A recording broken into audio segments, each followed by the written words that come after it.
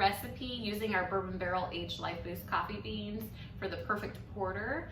Today we are going to use our bourbon barrel aged LifeBoost coffee beans to make a drink called the Americano America. Just like the recipe that we made yesterday with the perfect porter, we are going to cold brew these beans for this recipe, which I have done, so obviously I had that from yesterday. You're also going to need some bourbon, you're going to need some cane sugar, and you're going to need some milk for this recipe, and that's it. Obviously some ice, I'm sorry, I lied. A glass of ice is also required. All right, to make this drink, we're gonna go ahead and take 2 ounces of milk, pour that into our glass with ice. We are going to take 2 ounces of bourbon. We're going to take 2 teaspoons of cane sugar.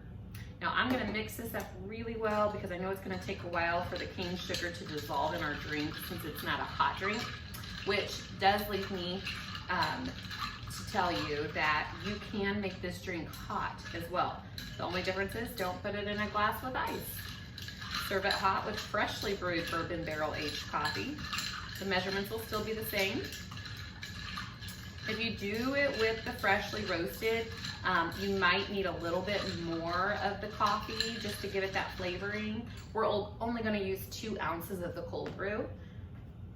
And again, the cold brew is a concentrated coffee, so it's gonna be a little bit stronger, so you don't need quite as much. So that's 2 ounces. We're gonna dump that in here. Give her a good mix. And you have yourself another lovely bourbon coffee cocktail recipe to use our bourbon barrel aged LifeBoost coffee beans. As always, if you try this recipe, please let me know. I wanna know what you think about it. And if you have any questions, if you have any tips, anything that you've added to it, I love to hear those as well. You all have a great evening and thank you for watching.